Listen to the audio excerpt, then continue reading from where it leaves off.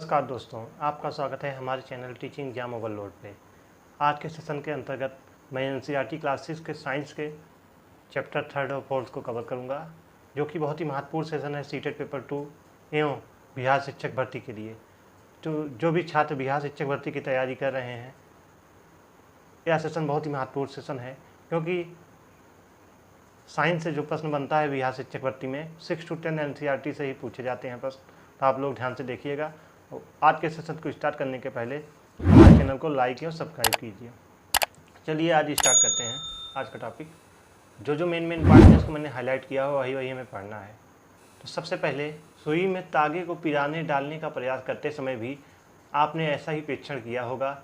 कई बार तागे का या सिरा कुछ पतली लड़ियों से पृथक हो जाता है। ऐसा होने पर तागे को सुई के नाके से गुजारना कठिन हो जाता है। तागे की यह दिखाई देने वाली पतली लड़ियाँ भी और अधिक पतली लड़ियों से मिलकर बनी होती हैं, जिन्हें हम तंतु कहते हैं।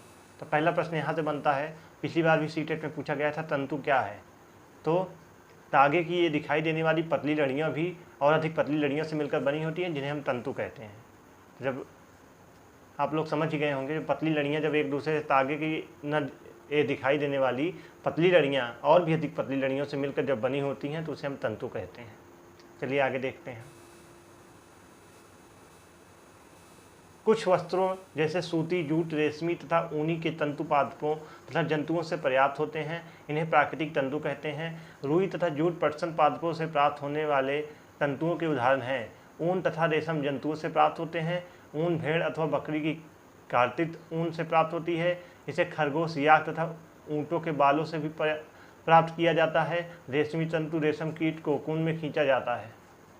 तो पहला प्रश्न यहाँ से बनता है कि प्राकृतिक तंतु किसे कहते हैं? तो कुछ वस्त्र जैसे कि सूती, जूट, रेशमी, ऊनी तंतु पादप जंतुओं से पर्याप्त होते हैं, इन्हें हम प्राकृतिक तंतु कहते हैं। इन्हें हम क्या कहते हैं? इन्हें प्राकृतिक तंतु कहते हैं। वहीं रुई अथवा जूट पटसन पादपों से पर्याप्त होने वाले तंतुओं के उदाहरण भी हैं। ऊन तथा रेशम जंतुओं से प्राप्त होता है। ऊन भेड़ अथवा बकरी की कार्तिक ऊन से प्राप्त होती है। इसे खरगोश, याक तथा ऊँट के बालों से भी प्राप्त किया जाता है। रेशमी तंतु रेशम कीट कोकून से खींचा जाता है। चलिए आगे बढ़ते हैं। हजारों वर्ष तक वस्त्र निर्माण के लिए केवल प्राकृतिक तंतुओं का ही उपयोग होता था। पिछले लगभग 100 वर्षों से रासायनिक पदार्थों, जिनका स्रोत पादप अथवा जंतु नहीं है, ऐसे तंतुओं का निर्माण किया जा रहा है। इन्हें संश्लिष्ट तंतु कहते हैं। पॉलिस्टर, नायलॉन और एक्रिलिक संश्लिष्ट तंतुओं के कुछ उदाहरण भी हैं। तो अगला प्रश्न बनता है, संश्लिष्ट तंतु किसे कहते हैं? तो आज से हजारों वर्ष तक वस्त्र निर्माण के लिए केवल प्राकृतिक तंतुओं का उपयोग किया जाता था, लेकिन पिछले लगभग 100 वर्षों से ऐसे रासायनिक पदार्थों, जिनका स्रोत पादप अथवा जंतु नहीं है, से तंतुओं का निर्माण किया जा रहा है। इसे हम संश्लिष्ट तंतु कहते हैं। पॉलिस्टर, नायलॉन और एक्रिलिक संश्लिष्ट तंतुओं के कुछ उदाहरण हैं। चलिए आगे बढ़ते हैं। साधारणतः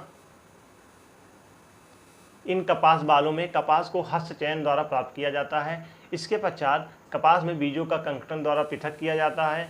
इस प्रक्रिया को हम कपास ओटना कहते हैं।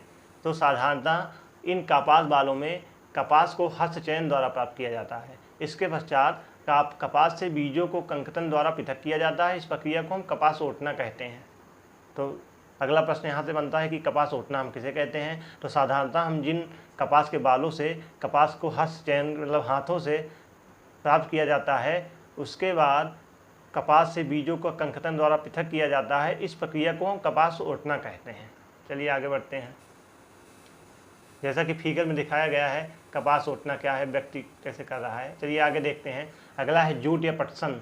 तो पटसन तंतु को पटसन पादप, जो कि चित्र 3.8 में दिखाया गया, भी हम आगे आपको दिखाएंगे भी, के तने से प्राप्त किया जाता है। भारत में इसकी खेती वर्षा ऋतु से की जाती है। भारत में पटसन को प्रमुख रूप से पश्चिम बंगाल, बिहार तथा असम में उगाया जाता है। सामान्यतः पटसन पादप फसल को पुष्पन अवस्था में काटते हैं। तो अगला प्रश्न यहाँ बनता है, पटसन तंतु या जूट किसे कहते हैं, जिसे हम जूट भी कहते हैं। तो पटसन तंतु को पटसन पादप चित्र 3.8 के तने से प्राप्त किया जाता है। भारत में इसकी खेती वर्षा ऋतु में की जाती है। भारत में पटसन को प्रमुख रूप में पश्चिम बंगाल, बिहार तथा असम में उगाया जाता है। सामान्यतः पटसन पादप फसल को पुष्पन अवस्था में काटते हैं। चलिए आगे बढ़ते हैं। तो फसल कटाई, अब आगे देखते हैं। रेशों से तागा बनाने की प्रक्रिया को कताई कहते हैं। अगला प्रश्न यहाँ से बनता है कि रेशों से तागा बनाने की प्रक्रिया को हम कताई कहते हैं। कताई किसे कहते हैं? रेशों से जब हम तागा बनाते हैं उस प्रक्रिया को हम कताई कहते हैं। इस प्रक्रिया में रुई के एक पुंजे से रेशों को खींचकर ऐंठते हैं। ऐसा करने से रेशे पास पास आ जाते हैं और तागा बन जाता है। तो यह भी प्रश्न बन सकता है कि तागा कैसे बनता है। तो रेशों से तागा बनाने की प्रक्रिया को हम कताई कहते हैं। इस प्रक्रिया में हम रुई के एक पुंजे से रेशों को खींचकर ऐंठते हैं। ऐसा करने से रेशे पास पास आ जाते हैं और तागा बन जाता है। कताई के लिए एक सरल युक्ति हस्तचकुआ का उपयोग किया जाता है, जिसे हम तकली कहते हैं। अगला प्रश्न यहाँ बनता है कि तकली हम किसे कहते हैं। तो कताई के लिए एक सरल युक्ति हस्तचकुआ का उपयोग किया जाता है, उसे ही हम तकली कहते हैं। वहीं तागों के दो सेटों जिन्हें एक साथ व्यवस्थित किया जाता है से मिलकर बनते हैं। तागों के दो सेट का आपस में व्यवस्थित करके वस्त्र बनाने की प्रक्रिया को हम बुनाई या वीविंग कहते हैं। अगला प्रश्न यहाँ बनता है कि वीविंग या बुनाई किसे कहते हैं। तो तागों के दो सेट जिन्हें एक साथ व्यवस्थित किया जाता है से मिलकर बनते हैं। तागों के दो सेटों को आपस में व्यवस्थित करके वस्त्र बनाने की प्रक्रिया को हम बुनाई या वीविंग कहते हैं। चलिए आगे बढ़ते हैं। अगला प्रश्न यह बनता है करघो किसे कहते हैं। तो वस्त्रों की बुनाई को करघों पर की जाती है। करघो एक होता है जिसमें हम वस्त्रों की बुनाई करते हैं। करघे या तो हस्त प्रचालित होते हैं या तो विद्युत प्रचालित होते हैं। तो करघे दो प्रकार के होते हैं, एक हस्त प्रचालित जिसे हम हाथ के द्वारा चलाते हैं, एक विद्युत प्रचलित होता है जिसे विद्युत के द्वारा चलाया जाता है। चलिए आगे बढ़ते हैं। जैसा कि फिगर में दिखाया गया है हाथ करघा, ये हस्त प्रचलित करघा है। चलिए आगे देखते हैं। अब यहाँ सारांश देते हैं पूरे लेसन का, यहाँ से जो मेन पॉइंट बनता है। पहला, वस्त्र सामग्री अथवा वस्त्रों में विविधता होती है, जैसे सूती, रेशमी, ऊनी और पॉलिस्टर। तो पहला प्रश्न यहाँ कि वस्त्र सामग्री अथवा वस्त्रों में विविधता होती है, जैसे सूती, रेशमी, ऊनी और पॉलिस्टर। वस्त्र तागों से बनते हैं जिन्हें हम तंतुओं से बनाया जाता है। वस्त्र तागों से बनते हैं जिन्हें तंतुओं से बनाया जाता है। तो वस्त्र कैसे बनते हैं? तागों से बनते हैं जिन्हें तंतुओं से बनाया जाता है। तंतु या तो प्राकृतिक होते हैं अथवा संश्लिष्ट होते हैं। तो तंतु या तो प्राकृतिक होते हैं या तो संश्लिष्ट होते हैं। रेशम, ऊन और जूट कुछ प्राकृतिक तंतु हैं, जबकि नायलॉन, पॉलिस्टर कुछ संश्लिष्ट तंतुओं का उदाहरण भी हैं। तो नायलॉन और पॉलिस्टर कुछ संश्लिष्ट तंतुओं के उदाहरण हैं, कुछ प्राकृतिक तंतु भी हैं जैसे ऊन, जूट, रेशम आदि। रुई और जूट जैसे तंतुओं पादपों से प्राप्त किए जाते हैं। तो रुई और जंतु जैसे तंतु पादपों से प्राप्त किए जाते हैं। तंतुओं से तागा बनाने की प्रक्रिया को कताई कहते हैं। तो तंतुओं से तागा बनाने की प्रक्रिया को कताई कहते हैं। तागों की बुनाई दो प्रकार से की जाती है जिनमें वस्त्र बनता है। तो तागों की बुनाई दो प्रकार से की जाती है जिनमें वस्त्र बनता है। चलिए आगे देखते हैं।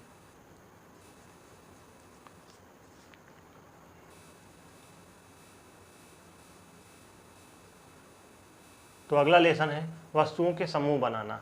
चलिए इसमें जो मेन टॉपिक है उसको हम देखते हैं।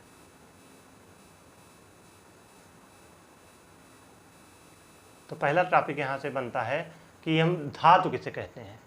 तो पदार्थ जिनमें इस प्रकार की विद्युति होती है, द्युति होती है, वह प्रायः धातु होते हैं। जैसे लोहा, तांबा, एल्युमिनियम अथवा सोना धातुओं के उदाहरण हैं। तो पदार्थ जिनमें इस प्रकार की द्युति होती है वह प्रायः धातु कहलाते हैं।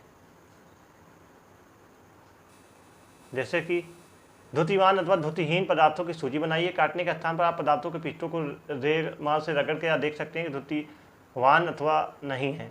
तो पदार्थ जिनमें इस प्रकार की द्युति होती है उससे हम प्रायः धातु कहते हैं। जैसे लोहा, तांबा, एल्युमिनियम अथवा सोना आदि। कुछ धातुएं बहुधा चमक खो देती हैं और द्युतिहीन निष्प्रभ दिखाई देने लगती हैं। ऐसा उन पर वायु तथा नमी की अपक्रियाओं के कारण होता है, इसलिए हमें केवल ताजे कटे पृष्ठों पर ही द्युति दिखाई देती है। चलिए आगे बढ़ते हैं। वह पदार्थ जिन्हें आसानी से संपीड़ित किया अथवा खरोंचा जा सकता है कोमल पदार्थ कहलाते हैं, जबकि अन्य पदार्थ जिन्हें संपीड़ित करना कठिन होता है कठोर पदार्थ कहलाते हैं। उदाहरण के लिए रुई अथवा स्पंज कोमल हैं जबकि लकड़ी कठोर है। तो यहाँ से अगला प्रश्न बनता है कि वह पदार्थ जिन्हें आसानी से संपीड़ित अथवा खरोंचा जा सकता है उसे हम कोमल पदार्थ कहते हैं। तो कोमल पदार्थ किसे कहते हैं? वह पदार्थ जिन्हें हम आसानी से संपीड़ित अथवा खरोंच सकते हैं उन्हें हम कोमल पदार्थ कहते हैं, जबकि अन्य पदार्थ जिन्हें संपीड़ित अथवा कठिन होता है कठोर पदार्थ कहलाते हैं। उदाहरण के लिए रुई अथवा स्पंज कोमल होते हैं जबकि लकड़ी कठोर होती है।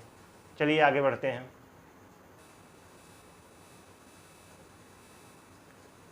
कुछ पदार्थ जल में पूर्णतः लुप्त हो जाते हैं अर्थात घुल गए हैं, विलीन हो गए हैं। हम कह सकते हैं कि ये पदार्थ जल में विलेय हैं। अन्य पदार्थ जल के साथ मिश्रित नहीं होते हैं तथा काफ़ी समय तक गिलास में विलोड़ित करने पर भी जल में लुप्त नहीं होते। ये पदार्थ जल में अविलेय कहलाते हैं। तो पहला प्रश्न बनता है कि विलेय क्या है। तो वह पदार्थ जो जल में पूर्णतः लुप्त हो जाएं, अर्थात घुल जाएं या विलीन हो गए हों, हम यह कहते हैं कि वह पदार्थ जल में विलेय हैं। अन्य पदार्थ जल के साथ मिश्रित नहीं होते हैं, काफ़ी समय तक गिलास में विलोड़ित करने पर भी जल में लुप्त नहीं होते हैं, तो उन पदार्थ को हम अविलेय कहते हैं। तो आप लोग विलेय अविलेय समझ गए होंगे। विलेय वह है जो पानी में घुल जाए आसानी से, अविलेय है जो पानी में आसानी से नहीं घुलता है। चलिए आगे देखते हैं।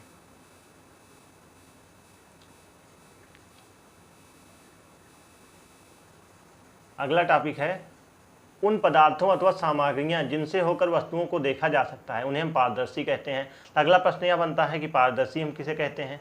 तो उन पदार्थों अथवा सामग्रियां जिनसे होकर वस्तुओं को देखा जा सकता है, उन्हें हम पारदर्शी कहते हैं। जैसे कांच, जल, वायु अथवा कुछ प्लास्टिक पारदर्शी पदार्थों के उदाहरण हैं। प्रायः दुकानदार बिस्कुट, मिठाइयाँ तथा अन्य खाद्य पदार्थों को कांच अथवा प्लास्टिक के पारदर्शी पात्रों में रखना अधिक पसंद करते हैं। तो आप लोगों ने देखा भी होगा, ऐसे पदार्थ अथवा सामग्रियाँ जिनसे होकर वस्तुओं को देखा जा सकता है, उन्हें हम पारदर्शी कहते हैं, अर्थात जिसे हम देखा जा सके उसे हम पारदर्शी कहते हैं। तो इसका उदाहरण भी है कांच, जल, वायु तथा कुछ प्लास्टिक पारदर्शी पदार्थों के उदाहरण हैं। आप लोगों ने प्रायः देखा होगा कि दुकानदार किराना स्टोर में गए होंगे आप लोग, तो देखेंगे कि दुकानदार टॉफ़ी वगैरह कांच के भरते हैं जिसमें टॉफ़ी दिखती रहती है, पारदर्शिता, ताकि दुकानदार पे कोई ग्राहक आए और देखे और उसका माल आसानी से बिके। तो इसे हम पारदर्शी कहते हैं। चलिए आगे बढ़ते हैं। अगला है ऐसे पदार्थ जिनमें होकर आप वस्तुओं को नहीं देख सकते हैं, इन पदार्थों को अपारदर्शी कहते हैं। आप यह नहीं बता सकते कि बंद लकड़ी के बॉक्स, गत्ते के डिब्बे अथवा धातु के पात्र के भीतर क्या रखा है। लकड़ी, गत्ता तथा धातुएं अपारदर्शी पदार्थों के उदाहरण हैं। तो ऐसे पदार्थ भी हैं जिनसे होकर आप वस्तुओं को नहीं देख सकते, इन पदार्थों को अपारदर्शी कहते हैं। आप यह नहीं बता सकते कि बंद लकड़ी के बॉक्स, गत्ते के डब्बे अथवा धातु के पात्र के भीतर क्या रखा है। लकड़ी, गत्ता तथा धातुएं अपारदर्शी पदार्थों के उदाहरण हैं। तो आप लोग यहाँ तक समझ गए होंगे पारदर्शी किसे कहते हैं, पारदर्शी किसे कहते हैं। अब प्रश्न बनेगा तो आप लोग आसानी से कर लेंगे। चलिए आगे बढ़ते हैं। अब अगला आता है पारभासी। अभी तक आप लोगों ने पढ़ा कि पारदर्शी, अपारदर्शी। अब एक होता है पारभासी। तो ऐसे पदार्थ हैं जिनसे होकर वस्तुओं को देख तो सकते हैं परंतु बहुत स्पष्ट नहीं देखा जा सकता, उन्हें हम पारभासी कहते हैं। तो ऐसे पदार्थ जिनसे होकर वस्तुओं को देख तो सकते हैं परंतु बहुत स्पष्ट नहीं देखा जा सकता, तो उन्हें हम पारभासी कहते हैं। चलिए आगे बढ़ते हैं।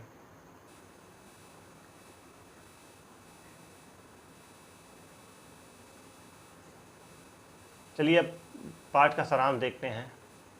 हमारे चारों ओर की वस्तुएं अनेक प्रकार के पदार्थों से बनी हैं। पहला पॉइंट, तो हमारे चारों ओर की जो वस्तुएं हैं अनेक प्रकार के पदार्थों से बनी होती हैं। किसी दिए गए पदार्थ का उपयोग बहुत सी वस्तुओं के निर्माण में किया जा सकता है। तो किसी दिए गए पदार्थ का उपयोग बहुत सी वस्तुओं के निर्माण में किया जा सकता है। किसी वस्तु को केवल एक ही पदार्थ में भी बनाना संभव हो सकता है अथवा उससे विभिन्न प्रकार के पदार्थों में बनाया जा सकता है। तो किसी वस्तु को केवल एक ही पदार्थ से भी बनाना संभव हो सकता है तथा उससे विभिन्न प्रकार के पदार्थों से बनाया जा सकता है। विभिन्न प्रकार के पदार्थों के गुण भिन्न भिन्न होते हैं। तो विभिन्न प्रकार के पदार्थों के गुण भिन्न भिन्न होते हैं। चलिए आगे देखते हैं। कुछ पदार्थ दिखावट में चमकदार होते हैं जबकि अन्य नहीं होते हैं। तो कुछ पदार्थ ऐसे भी होते हैं जो दिखावट में चमकदार होते हैं जबकि अन्य नहीं होते हैं। कुछ खुरदरे होते हैं तो कुछ अन्य चिकने मसूड़ होते हैं। इस प्रकार कुछ पदार्थ स्पर्श करने पर कठोर लगते हैं तो कुछ अन्य कोमल लगते हैं। कुछ पदार्थ जल में विलेय होते हैं जबकि कुछ अन्य विलेय होते हैं।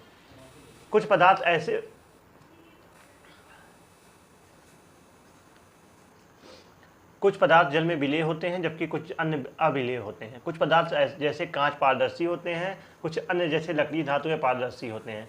पदार्थों को उनके गुणों की समानता तथा विभिन्नताओं के आधार पर समूह में बांटा गया है। पदार्थों को उनके गुणों में समानता तथा विभिन्नताओं के आधार पर समूह में बांटा जाता है। वस्तुओं को सुविधा तथा उनके गुण के अध्ययन के लिए एक साथ सामूहिक किया जाता है। वस्तुओं को सुविधा अथवा उनके गुणों के अध्ययन के लिए एक साथ सामूहिक किया जाता है। तो आज का सेशन यहीं पर समाप्त होता है। आज के सेशन के अंतर्गत मैंने एनसीईआरटी क्लास 6 के साइंस के चैप्टर 3 और 4 को कवर किया, जो कि बहुत ही इंपॉर्टेंट क्लास थी सीटेट पेपर 2 एवं बिहार शिक्षक भर्ती के लिए। जो भी छात्र बिहार शिक्षक भर्ती, तो आज का सेशन यहीं पर समाप्त करते हैं। कल फिर मिलते हैं किसी नए सेशन के साथ। तब तक हमारे चैनल को लाइक एवं सब्सक्राइब कीजिए। धन्यवाद।